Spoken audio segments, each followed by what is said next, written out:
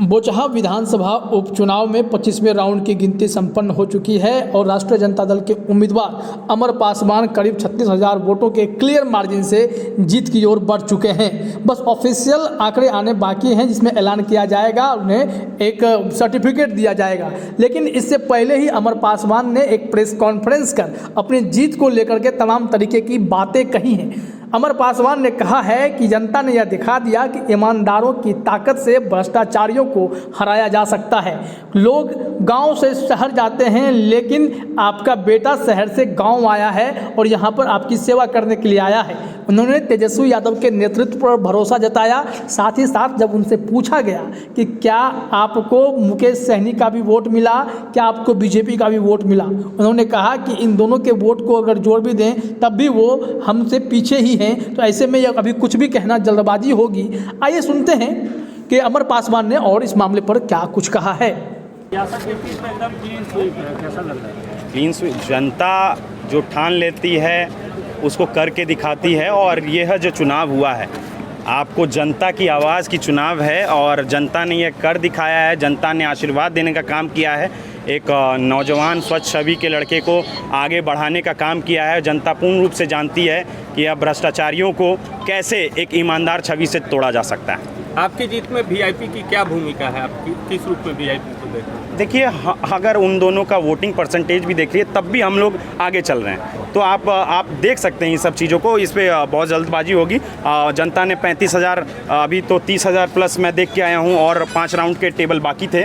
तो उम्मीदन है कि 35,000 प्लस। आज तक के इतिहास बोचहा इतिहास में आज तक इतना मैंडेट, बड़ा मैंडेट जनता ने किसी को नहीं दिया था। लेकिन जनता का आशीर्वाद और आपका बेटा आपको प्रणाम करता है। राजद जो माई समीकरण पर चलता था, तेजस्वी जी अपने स्वभाव में कह रहे थे A to Z समीकरण, उसको आप किस रूप में देख रहे हैं अपने जीत में? जी बिल्कुल देख रहे हैं उसको, क्योंकि सभी लोग को सम्मान देने का काम हम लोग कर रहे हैं। और मैं आपके माध्यम से बताना चाहूँगा जनता के बीच में कि हम नौजवान आपका सम्मान के लिए ही, आगे आपके अधिकार के लिए ही यहाँ पे आए हैं। और ख़ासकर मैं निवेदन करूँगा कि मेरे माध्यम से आज जो आपने बोचहा में यह कमाल करके दिखाया है, तो कहीं ना कहीं मैं चाहूँगा कि हमारे माध्यम से ही ये सरकार में आप हम पे भरोसा जताते हुए पूरे बिहार में ऐसा समीकरण आप बैठाना काम करेंगे। विरासत बरकरार रही, उस पर क्या कहेंगे? जी, इसके लिए तो मैं तमाम जनता मालिक को धन्यवाद देना चाहूँगा। उनका आशीर्वाद प्राप्त हुआ और कहीं ना कहीं इतना बड़ा रण जो हमारे लिए तैयार किया गया था, तो उन्होंने ही इस चीज़ को धूमिल करके, ध्वस्त करके मुझे आज यहाँ विजय रथ पे मुझे बैठाया है। आप लगातार जनता में बने रहे हैं, इस पूरे जितना भी समर्थन आपको मिला, इसकी खास वजह आप क्या मानते हैं? जनता के बीच में समर्थन, क्योंकि मैं जनता के बीच में ही रहा हूँ। और लोग शहर से, गांव से शहर जाते हैं, लेकिन मैं शहर से गांव आया हूँ। तो ये बाबूजी की सीख रही है कि बेटा सामाजिक जीवन आपके लिए बहुत महत्वपूर्ण है। परिवार, सामाजिक जीवन, आप इसको जोड़ के चलें। तो कहीं ना कहीं उनकी ये जो सीख है, आज मुझे बहुत बड़ी सीख मिली है। आज जनता के द्वारा भी जो मुझे मैंडेट दिया गया, इतना बड़ा मैंडेट दिया गया है, तो कहीं ना कहीं मैं उनका धन्यवाद देना चाहूँगा। बेरोजगारी, महंगाई, शराबबंदी, ये कितना ज़्यादा इफेक्टिव है? शराबबंदी कहाँ से आ गया इसमें?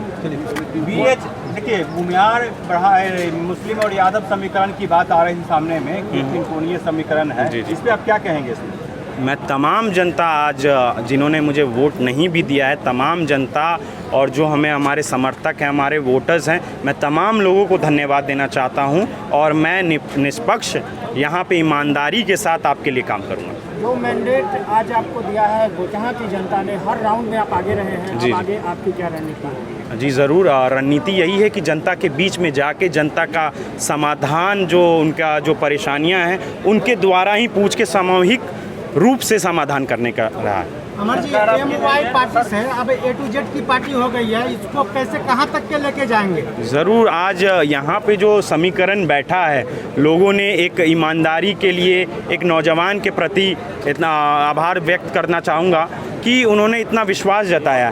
तो मैं आप लोग के माध्यम से उन तमाम जनता को भी कहना चाहूँगा कि यह भरोसा जताते हुए एक नौजवान और तमाम हमारी पार्टी में विश्वास जताएं। आपको मान सम्मान देने का काम हमारा है।